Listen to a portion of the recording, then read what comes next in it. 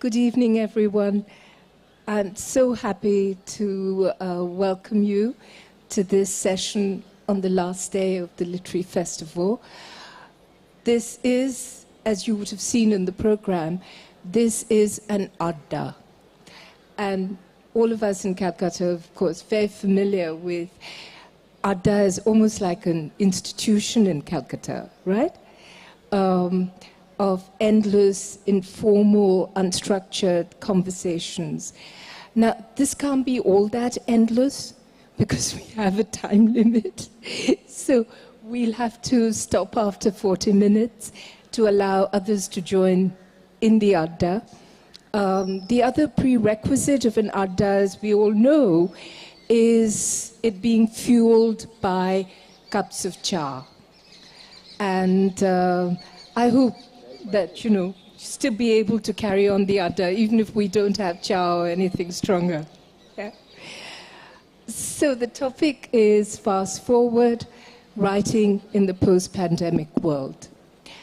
And to start with, I'm just very curious, I'm not even sure.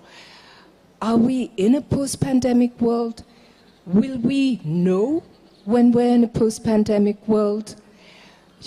To be very, very honest, it's actually quite bewildering to me that I'm not wearing a mask. I mean, I see a couple of people with masks on, but certainly all this past time, which for me has been mainly in New York, I always wear a mask in public, even when other people have stopped doing it.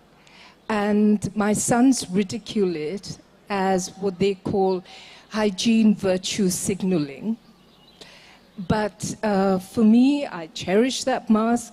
It serves multiple purposes, protects against the virus, against the New York cold and the Kolkata pollution, and most importantly at all, when my lipstick is smudged.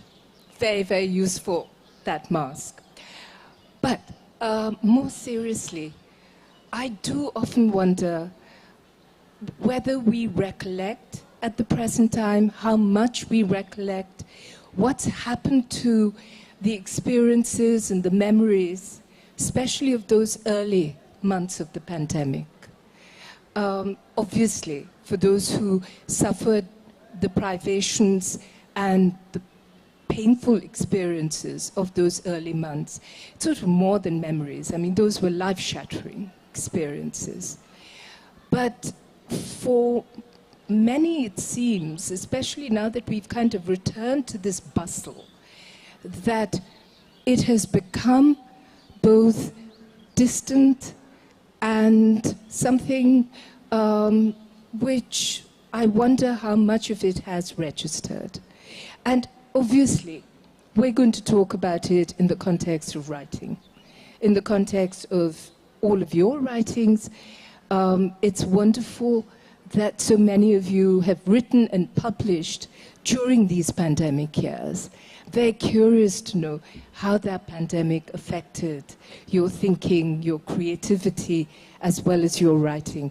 This is marvelous. We now have Ja. Yeah. Sorry? Yeah. So I'm very curious to know. Anyone can take up the subject, perhaps Jeet, you at first, because I teach in New York, and during the pandemic, in preparing one of my courses, I wanted very much to include books that dealt with something close to the experience that my students might have of the pandemic. And at that time, in 2020, it was very difficult to find anything in writing that seemed relevant and immediate. So I'd like to know from you about that pandemic experience and the whole question of writing. Well, the thing is, in 2023, we're now 2 years into the post-pandemic world, if we want to call it that, and it just seems so completely normal at this point that I find it difficult to even address the title of this panel. So I think it might be interesting for us to maybe get past this, read a little of our work, introduce ourselves to these strangers, and then have a conversation. How does that sound? Who would like to start?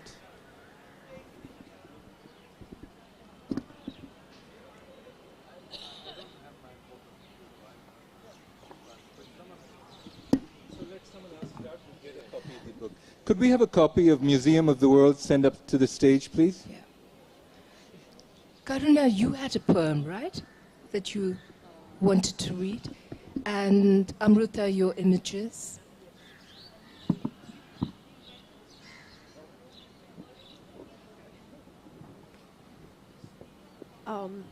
Okay, so the pandemic caught me in the city of Wrocław in Poland, where I just moved 3 months before, and that became actually my home for the pandemics.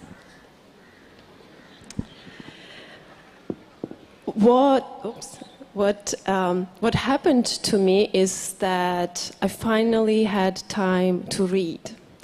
And during the first 2-3 weeks of the lockdown, all I was doing was reading, and it felt like paradise.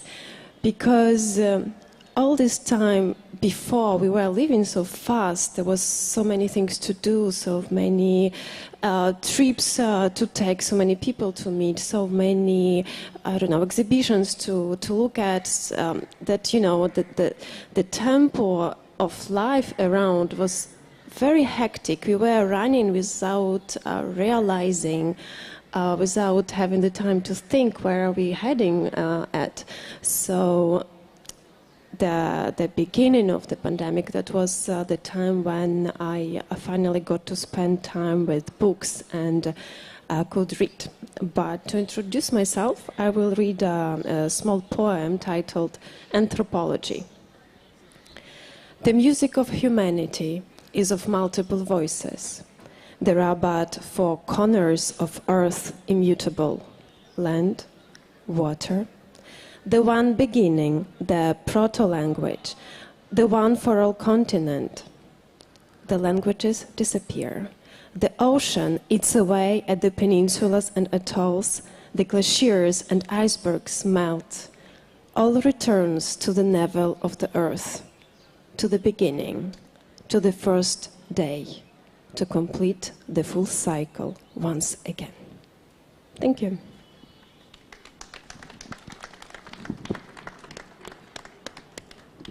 Thanks so much. I think this might end up becoming a kind of a theme of this reading.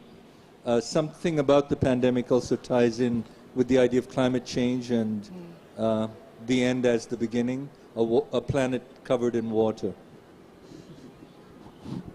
So it's strange that you say that, because you'll see why when I read a little bit from my book of poems. But I just wanted to say that it struck me at the start when you were talking about this concept of adda, the irony of adda and the post-pandemic world. Because one of the things I think we missed is the adda, is actually spending time with each other. And that loneliness. I don't know whether we are in a post-pandemic world or not, but I will say this, that there is a sense of forgetting. Already we are forgetting, right? And at that point it felt so impossible that we ever would. We all spoke about it as the great lesson of our times, and yet we have forgotten.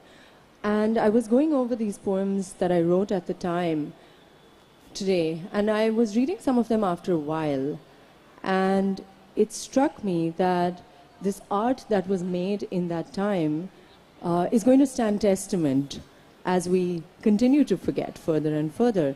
And it felt very special in that, and useful in that. So I'm going to read a poem. It's called 2020, and it ties in with what you were saying as well, Jeet, so I found that cool. 2020. The word of the year is somehow not helpless. I hear. How can that be after the tragedy we've built, an entire coliseum of pain, museums of defiance in coffees and marble cakes and online posts that already feel dated in the meekness of their suffering? I asked my grandmother, who remembers the Americans entering her village, her neighbors burying the book, if it is worse now. She confirms what I thought, says she never before feared losing a planet. A country was as bad as it got back then in the jolly days of carpet bombings and whatnot. Favorite old films hollow in their rampant happiness. On-screen couples meet at a concert, a party, a bar, just like that. And on worse days, what is a concert? On a good evening, I hear myself lament like an old lady, oh, for simpler times. My heart despairs for all the young girls who will not get to kiss sweet strangers. Everyone is erudite. They know. All I know is that my body is foolish. First thing she walks out the door, she'll be stepping into illness, so I stay put, and I do sit-ups with unnecessary fervor. Who will see this stomach so taut? Who even cares? So I watch the news, a manic list of humans dying, leaving the world in thousands. The soul factory is full. A rave of batty humans has just arrived. No one wants to talk about the poor walking home or climate change, that thing as far away as a village. Look, the shoulders of the earth are stooped. She knows when the next war comes, they will dunk her head in water, hold her down till it fills her lungs, and her skin goes blue, all blue, till her extremities are cold and lifeless. Wow. As far away as a village, and as close as ourselves. Amruta Patil. I need the tech team to queue my PDF. Would it be possible? Yeah? Wonderful. I need to actually rewind a little bit to a time before the pandemic. What I do are graphic novels, which are extremely impractical financially and practically in their making. It's a very, very vast gestation. It's never ending. It's not the kind of work that you can stylishly work away at in a cafe or in a airplane journey. It basically pins me down like an insect in display for the amount of years that it takes to finish it. I have worked for 8 years on a duology based on the Mahabharata. And after that, I spent 2.5 years working on this charmed, slightly doomed book, which was in progress just before the pandemic. And when you work, like in that sense, lockdowns got nothing on me. My life is very much that, you know, that kind of solitude, that kind of self-reflection, abiding with death all the time, in the making of things that are joyous and beautiful. It is daily life. However, in the making of this book, my life was personally falling apart in France where I was living, and I was on the verge of finishing it, but the finish was 1 year away. And the only thing that keeps you going when it is like that is that there will be surfacing, the book will be done. The book will be done. The book was done at the end of 2019, and as anybody in publishing knows, the amount of time it takes for things to galvanize and for the book to be out, this thing which was all about the ultimate beauty of human beings learning to see those that are not like them. It was about fears and hungers. It was about the forest inside us and the forest outside us. And it was a kind of eco-feminist intersection that I thought was really what people needed to read right now. And it came, and the pandemic happened, and it essentially sank like a pebble in a lake. So it was a very special kind of a time, and then the publishing house wrapped up. So the book was further orphaned. So all kinds of things happened. So for me, the pandemic was a gut punch in some ways at its beginning. Then this strange life.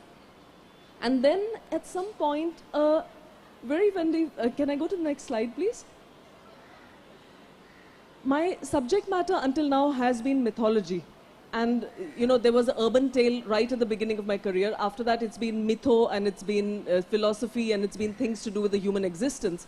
And everything that that is about is actually holding yourself accountable and taking a long, close look at what's up on your inner landscapes. In this time, when things were so completely, where nobody seemed to be on the top of things, it felt like such an indulgence to be the teller of these kind of unessential things, to be a maker of unessential stuff. I think the kind of place that put people in, you know, who were not of practical, hard-nosed professions, it put us in a very strange position. And one of the ways that I dealt with that, could you go to the next slide, please, was to actually start writing things that were of the now, that observed the present, that were columns in a more general sense for First Post at that point. Can we go to the next slide? Which actually talked about just what was unrolling, because it felt like that was more immediate. And even then, one always felt things were going to come to close soon. Can we go to the next slide, please? And that did not happen. And it was a place at which I realized that this kind of documentation of everyone's apocalyptic world was not serving any good, and words completely left me. So other things happened then, but maybe we can come to that later on. So it's really not so much about the writing as much as the stilling. I started painting, large format. Can we go to one next image, please? And for the first time in my life, words went completely silent. I did not have titles to paintings that were one paragraph long as a safety blanket. Can we go to the next image, please?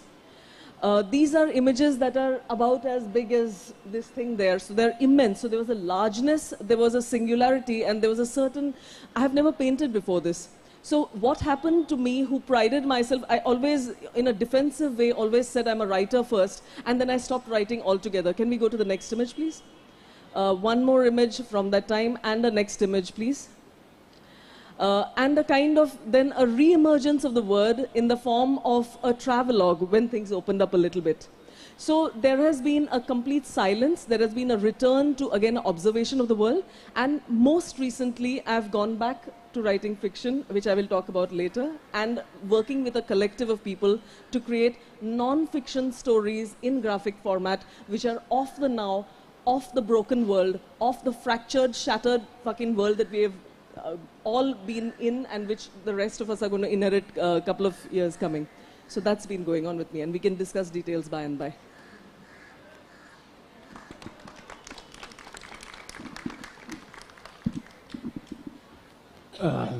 That's a great act to follow. Well, thank you first of all for being here. I'm so happy because in a way it's like rejuvenating, but yeah, it's also kind of like a universal balance, it feels to me, because last time I was in Kolkata, I was But for me, it was also Calcutta, because I was researching for this book a few years back and was talking just with scientists here. And now this book has come out, but in connection with the pandemic. Yeah, well, basically the book, I was writing it for a few years in Germany, and then it was about to be launched in February 2020. And, you know, there was like lots of events and everything planned, and then of course happened whatever happened. At the same time, like I was like, I'm happy I'm not a, you know, I'm not an actor or a musician. Like people can still read. Then they decided to close down all the bookstores in Germany. Still fine. It was okay. I felt like as a writer, I think as you mentioned, we all kind of were preparing for many years for this kind of situation. You know, it's just like you being at home and feeling very lonely and not so much connected. I think I would have probably enjoyed the pandemic more than most people did, but on the contrary, we had that unfortunate situation that we have a daughter, and the daughter is very small. It's like she's 3 years old, and she's also very fierce. So I think you know, the idea to be with her a whole day in an apartment is a little bit like, you know, like having at least 2 tigers with you in that apartment who can at any time, you know, do stuff to you. So that was our punishment, I guess, for certain things. But so I was very happy now, but that this book came out here, or just has come out here. Doesn't happen that often, to be honest, even though Germany has a nice literature scene. You don't get that many translations usually, so I feel very blessed, and I'm very excited about it. We can try hard and find some connection to the pandemic, but it will be very hard since the story takes place in 1854. But I mean, sure, there were all kinds of pandemics, you know. I'm just going to read from the first page. The book has, I don't know how many pages it has actually in English. In English it's always shorter. The German words are longer, so we're like 100 words shorter, but even so, you know, like a page of this, I mean, I don't know, but you get a taste, I guess. So the book begins with the first chapter, which is called Remarkable Object Number 1, the Museum of the World. My name is Bartholomew.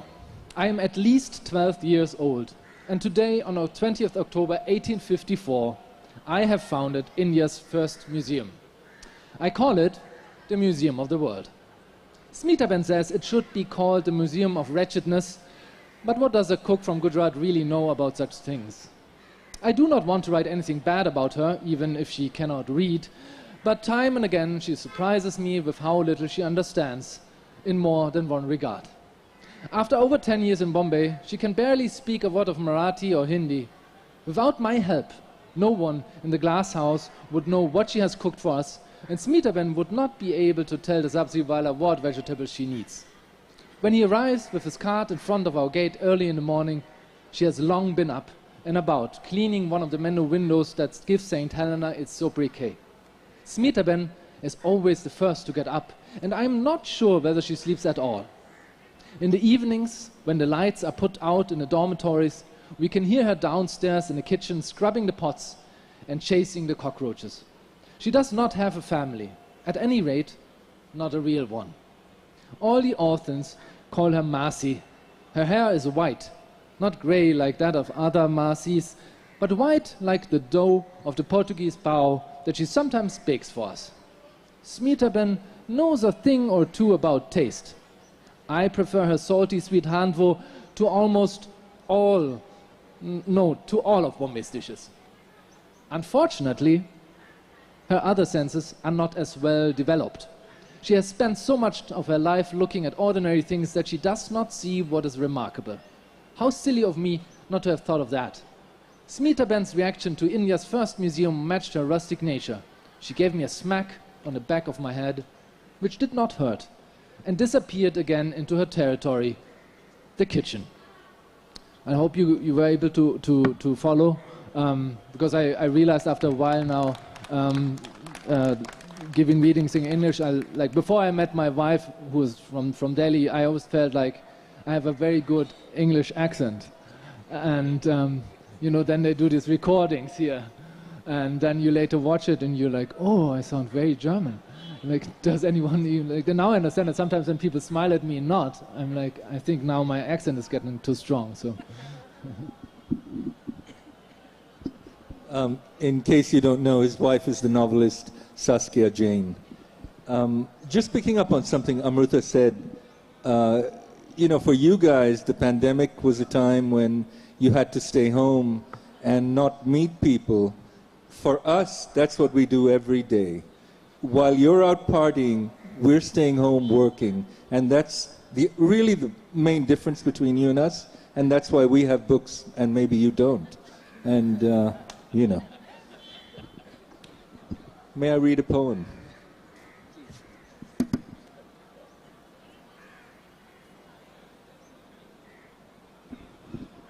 I'm going to read two ghazals.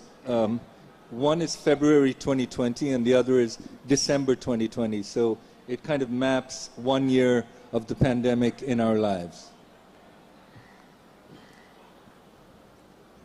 The climate's in crisis. To breathe is to ache in India. Too cold or too hot, we freeze and bake in India. They police our thoughts, our posts, our clothes, our food. The news and the government is fake in India. Beat the students bloody, then file a case against them. Criminals in power know the laws to break in India. Pick up the innocent and lynch them on a whim. Minorities will be taught how to partake in India.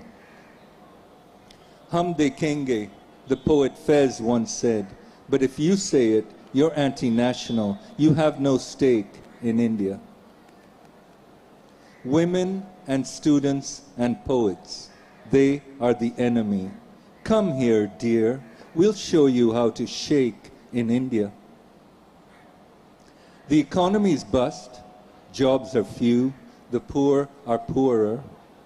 Question is, how much more can we take in India?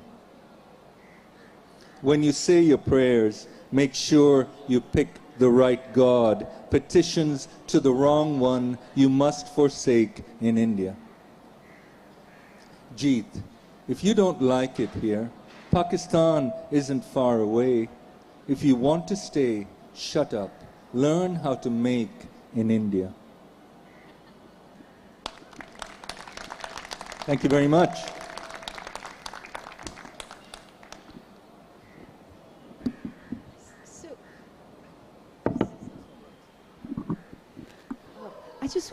I want to pick up on what you mentioned, Karuna, about how there seems to be a forgetting now. I mean, it would have seemed impossible to me in 2020, 2021, with, not just from the point of view of people who actually suffered, whether it was the migrant laborers and their desperation, and obviously also the terrible shortages here of oxygen, of hospital beds, and then those bodies floating on the Ganga. I remember reading at that time the Gujarati poem, which you must be familiar with, the Shavvaini Ganga poem, and thinking this is so utterly defining, and this has got to change our perspective, and this is something where inevitably that we remember. And yet, as you said, that there seems to be this forgetting. Do you all experience that? How do you explain it?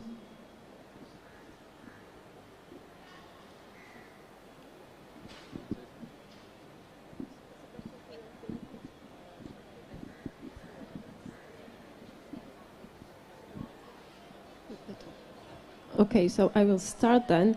But before I was contemplating, in fact, on the title of our discussion and whether we really live in a post-pandemic world. Because somehow we humans, we have this tendency to divide our life before and after a traumatic event. Is this the life in a post-pandemic world or post-traumatic world? And why, of course we give so much so much importance to this pandemic because it happened to all of us. Especially it happened at the moment when we as humanity, as humans, we felt invincible, we felt that we are in control of the nature, that we are the kings of the world, of the nature, and then a natural force came and touched us personally, not only changed our functioning in society, but took people who we love.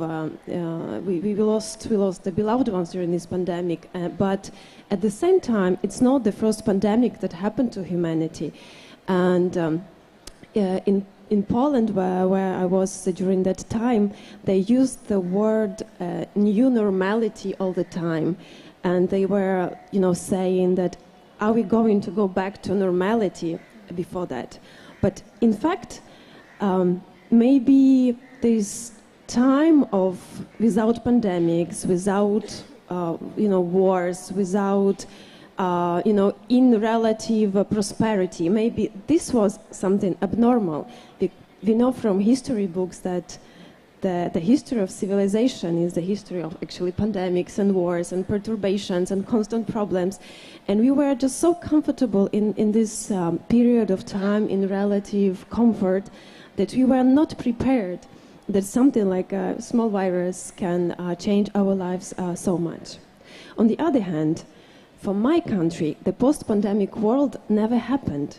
Right after pandemic, or I would rather say the pandemic just suddenly grew into the full-scale, ongoing, terrible war, and there are terrorist attacks on Ukrainian cities. Every single day something happened, like this horrible attack in Dnipro yesterday, when a residential building was hit and there are still people under the rubbish, under the rubbles of the building, many children among them, and I'm living through all these events together with my people, and I want to say that this never stops. This is a big test to our resilience.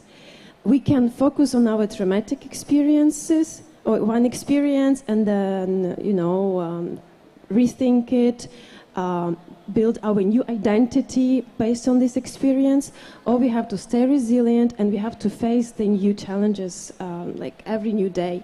It's the same thing about climate change.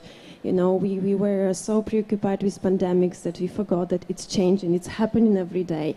We tend to forget there are so many other global problems, like there is terrorism, there are so many horrible cases of women's rights oppressed, and we need to stay vigilant every single day, again and again and again, no matter if it's a virus or if it's violence or if it's evil or if it's human ignorance.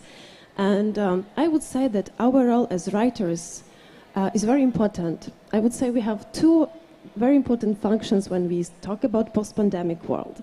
One is to find the words to grieve, and to find a new comfort and the joy and happiness in life, and have the vitality to continue living. But the second function is to help the society stay vigilant, not to get tired or forgetting or relaxed or unempathetic towards what other things we have to face. Actually, the pandemic showed that the lack of critical thinking in many cases is a big problem. And I'm not talking about the big historical situations where you need to take place but you are prejudiced or brainwashed or whatever. I'm talking about very simple things, and it's a funny case which really happened in Poland during pandemics. There were many manifestations of groups of people against the restrictions caused by COVID and so on. But they made a research, and it turned out that the same groups of people which go on the protests, which don't believe that the virus exists, they were also supporters of the theory that the Earth is flat.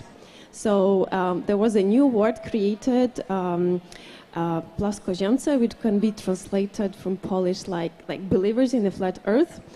And sometimes, amazingly, these were people with degrees. These were, people with scientific professions who made public speeches, but they were against. They were non-believers in the viruses and non-believers in the fact that the Earth is round, as we all know. So I think our role as writers is to stay vigilant ourselves, but also make others vigilant and make others question everything.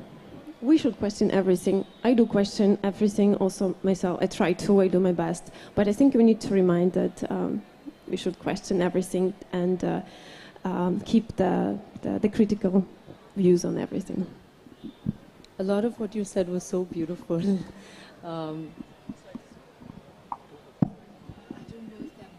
Can you all hear me?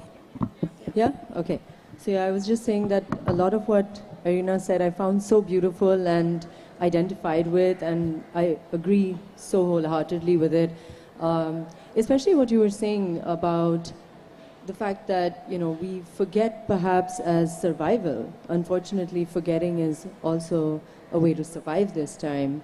And I loved what you said about, I think we call it the flat earthers. The flat earthers.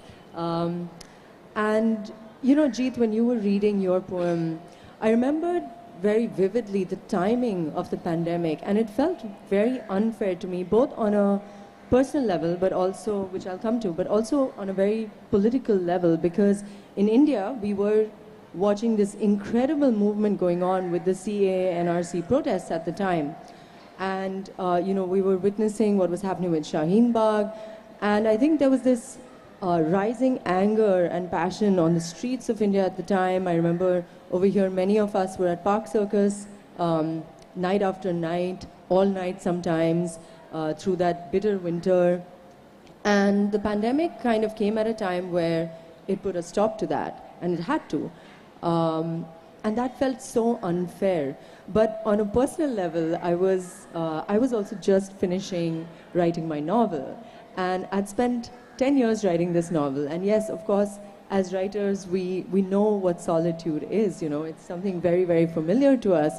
But I was really looking forward to coming out of that period of solitude.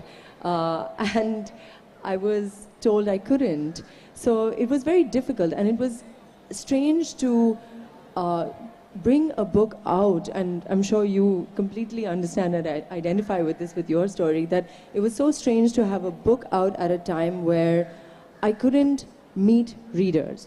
I couldn't be on a stage like this talking about this work. I couldn't, there was no way to tangibly understand the effect of that book. Now in retrospect, I kind of am grateful in some way for that experience as well. No disrespect to this is beautiful, but it was a very unique and special experience as well, and I see that now. I want to read a poem that I wrote at the time of the pandemic, but it's a softer poem, and it relates a little to the things that Iryna was talking about. It's called Admission. Tell me of your tidal dreams and the anarchy budding in the rich earth of your heart. Tell me the rogue recipes you have concocted quietly in this time of sweet stillness, and the tune of the slow jazz you have danced to alone in your living room that has had no visitors in months. Tell me of all the plans you held fast to your chest, then crumpled up as the future fell away.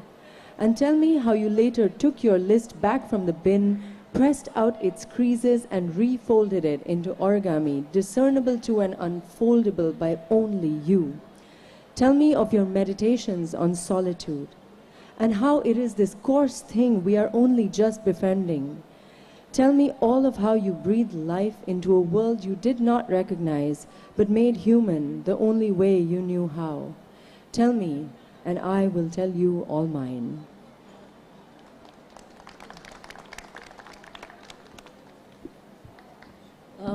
You can go if you...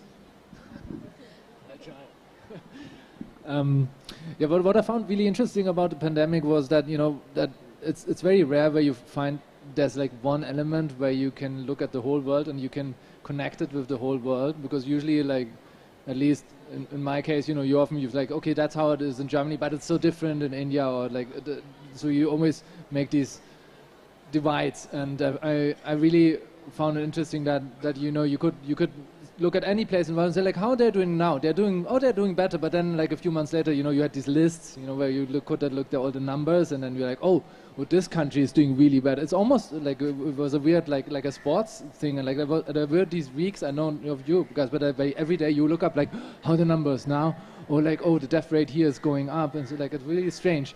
But then again, it really reminded us, I think, all of us, that how.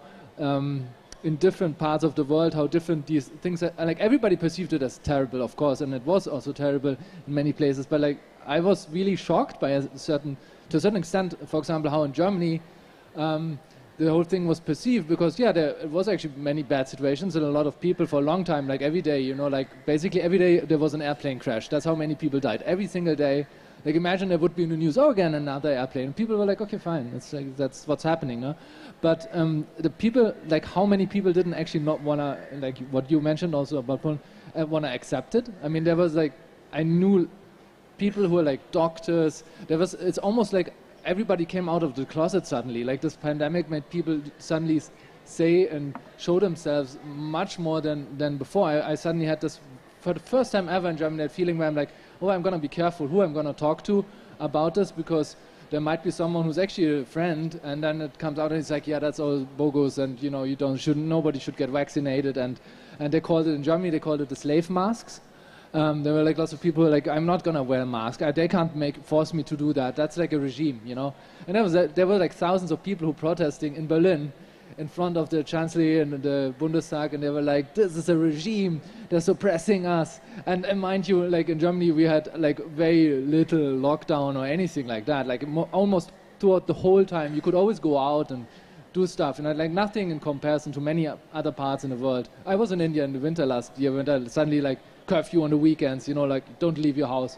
It was like, and actually a lot of people did it. I was very impressed. In Germany, it would not work. They just burned down the house. I don't know what, but people were like, they felt so limited in their freedoms, and I felt to a certain extent, I was like, maybe that's good for you guys, because the most people that I talked to in Germany were like, again, we can't go on holidays. You know, so like it's really a bummer. I had booked this flight to Spain. We are just gonna go. They can't stop us. We go on holidays, you know, they felt like revolutionaries, and I felt like it gave a lot of meaning to a lot of people suddenly, that they felt they have something to be against, like this government suppressing them and doing these bad things, and they're kind of like a fulfillment in their life, which was really strange if you compared it to other parts of the world where like so many people were dying who would just have been happy to get any kind of vaccinations, whereas in Germany, almost half of the people were like, no, I'm not going to get a vaccination. This is evil stuff. I don't know what they're doing. And I was really surprised. I didn't know what was going on, but it's not what you would expect to happen. And maybe that was also a good thing, because now I know. You know, like now we all know a little bit what's going on. And you sit in a subway, you come wear a mask, and someone comes to you in German and says like, take that mask off, you liar. You know, like it's like, what? Yeah, I'm not even doing anything to you. You know, I'm not smoking in your face. I'm just wearing a mask. But so this is something, and maybe that was good to realize also about all of us. I think it's about time for us to pick up some questions and comments from the audience. No? So we continue.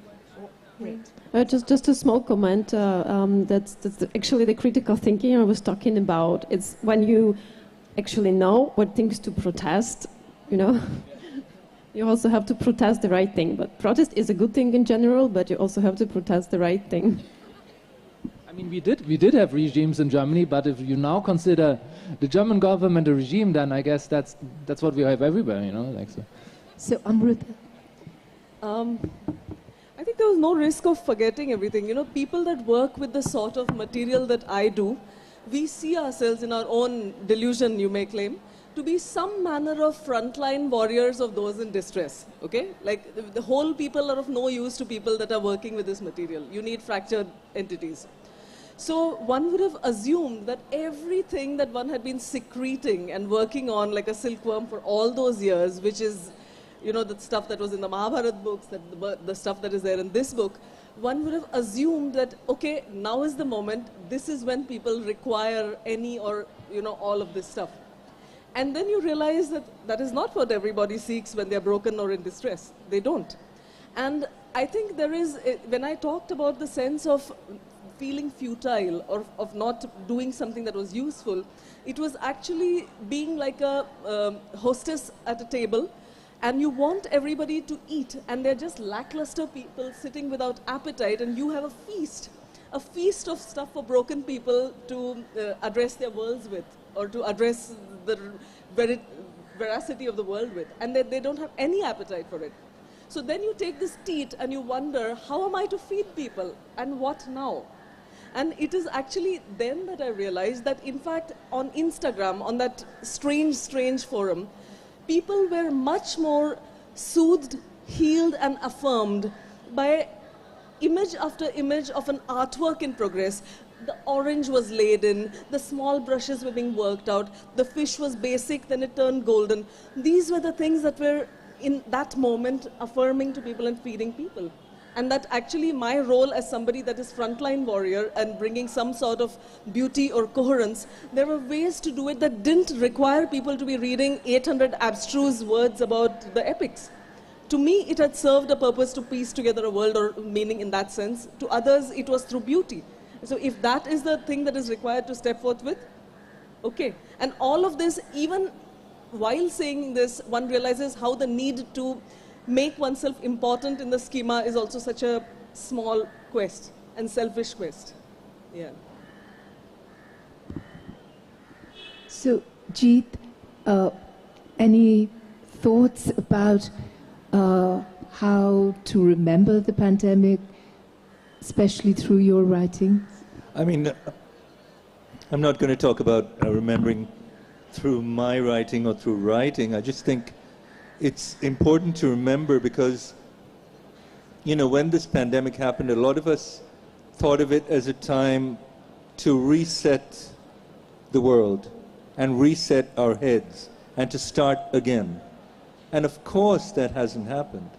You mentioned the protests in India. There were protests all over the world. The Hong Kong freedom protests were squashed because of the pandemic. And, the government had that regime, which is a real regime, had a very plausible reason for crushing that protest. And actually that happened all over the world. There were the BLM protests in the US.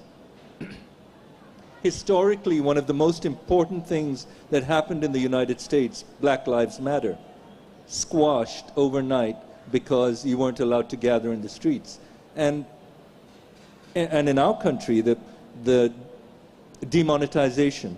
We had one of the hardest lockdowns in the world. We had one of the shortest notice periods in the world for one of the harshest lockdowns in the world. Who remembers this? Nobody. And it really, I think the governments in power right now should thank the Lord, thank the devil for the luck that has descended upon them. Maybe open this out for questions. Yes. Any questions, comments from people in the audience? We just have a final 4 minutes or so.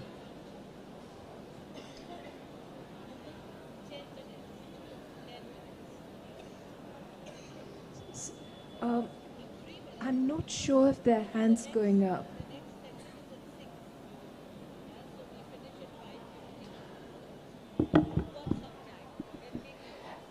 Actually, regarding the Black Lives Matter protests, as you mentioned it, Jeet, now I'm remembering how, when the protests began, that was the first thing that actually woke up the streets of New York, that had become eerily silent during the pandemic with only the sounds of the ambulances. And then the marches came. So that was something quite remarkable during that time. But you're right. It was a time of curtailing all these energies as well.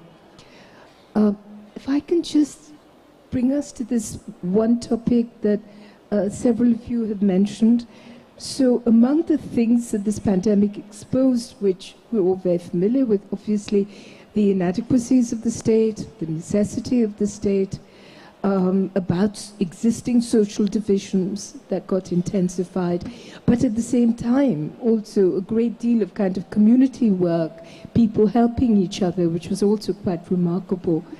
But the other side of it, which has to do with the human relationship with the environment, and whether it exposed a kind of, continuous sort of hostility between human beings and nature, so the reminder that the virus is out there to destroy us, even as we damage the environment. Does that factor into your thinking, your writing? How important does that seem? It's all right if it doesn't seem very important, we don't have to address it.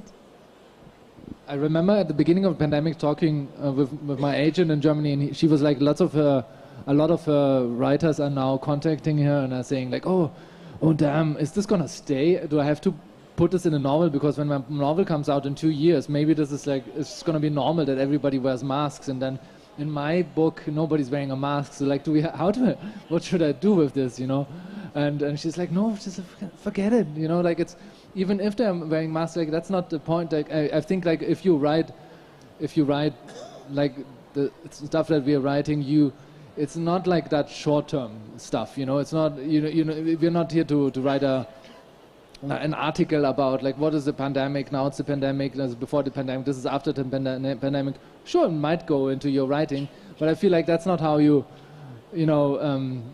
perceive things, that like what is going on right now, and then I have to immediately put it in. Anyway, it's really difficult to do that, to be honest. Like often you have to digest things, or you have to see where things are heading, and then maybe you have a clearer view of things. But I don't know about you guys, but like I feel generally if I'm in a situation or I'm just coming out of it, to write about it is actually extremely difficult, because you have a very often distorted perspective on it, and so I don't even know. Like I so far have I seen anything?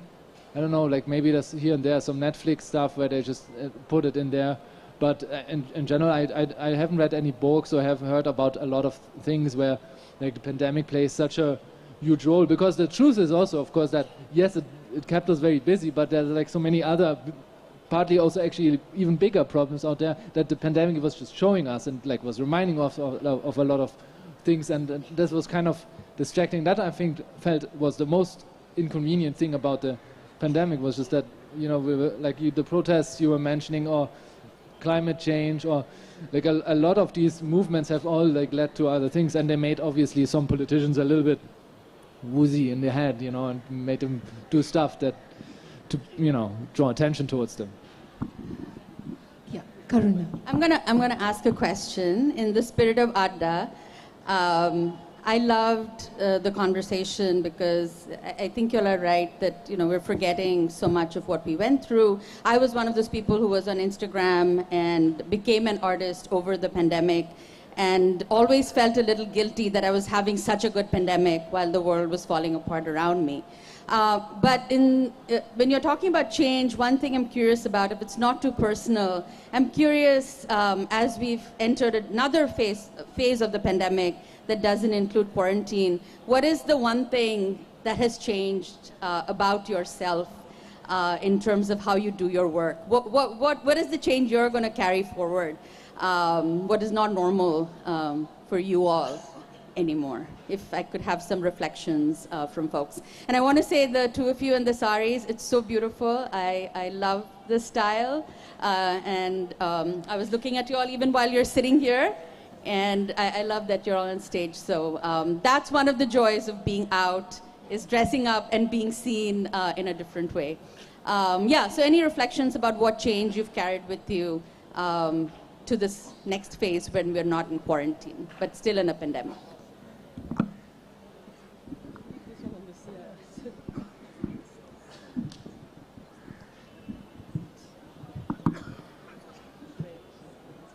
So for me, well, I'm never gonna take the proximity of nature for granted again.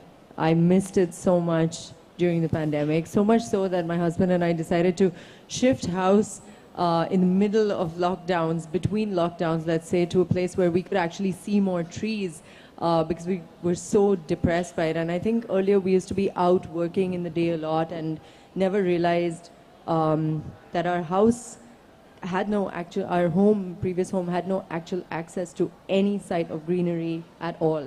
And so that's one. But also just, to talk about a little bit about social media, which you brought up, I think I was very disdainful of social media before that, and I think before the pandemic, it was almost an irritant. And for the first time during the pandemic, I realized the value of it, not just for connection and news, but also to put my work out. And I had not taken that very seriously before that. But as a writer publishing during the pandemic, it was often the only way to connect with readers and an audience, to put my thoughts out, and to also receive very generous love and admiration, which is great for writers' egos, So I appreciated that so much, and I try not to be disdainful of it any longer and see it as the connecting platform it is instead. I feel a kind of a ADHD, which is reduced powers of extended concentration, which I think could work as a definition of social media, really. And I think that might be one of the results of the pandemic among writers. I find it difficult to work on one thing for years as you do on a novel. I find I'm working on poems these days, which is really kind of happens at a burst rather than a sustained effort over years. And yeah, maybe a partial ADHD is one of the results of the pandemic, where you do give a kind of credence to things you might not have before, like social media. I think it was and it really worked as a kind of a comfort because it connected you with people. The images are quickly passed over. If you find a poem, you read it and you scroll to the next one. It's terrible, but it's also comforting.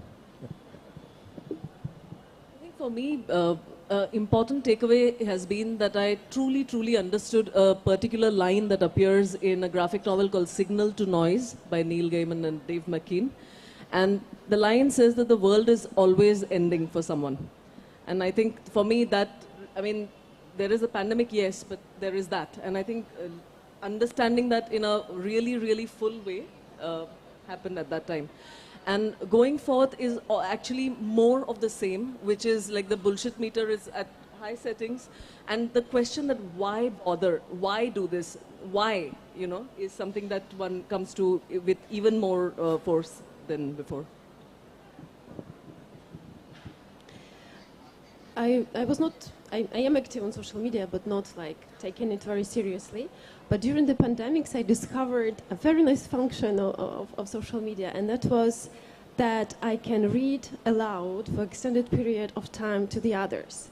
And I also discovered that we adults, we really missed this. Just, stay calm and have someone read aloud to us. So that was quite a nice experience I had. But also, what I would like to add to this discussion is that our notion of home changed. Home is our planet in terms of like nature, in terms of that we are all connected so much globally, that more than we've thought before. But also the notion of home in the literal meaning, our immediate home. It could have changed for different people in different ways, but it also became mainly our castles, or as they said, I really like that phrase that your home is where they let you in for the pandemic. So that was it. But also I would like to finish with a small poem titled Snails Inside Out, which is about our inner home as well. And it's finished with the reference to the Latin expression omnia mea me comporto, everything most important I carry with me. So, very short one. Inside each of us, there is a house of night we dream of, twisted corridors, secret rooms, which we never have time to visit in haste. But only when you are locked in the house of day made of bricks, cement and windows for 40 days and nights, 40 biblical years in desert, 40 years wandering through, 40 days in unmovement, only then you recall and you find. Stay at home at your houses of day, and then some of you might finally visit your house of night, because we are all only snails turned inside out, carrying our inner home always within us. Omnia mea mecum.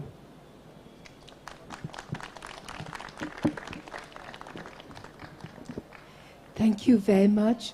So we end on that, and it was a great delight to be with all of you in this adda. So thank you, and thank you all for being here.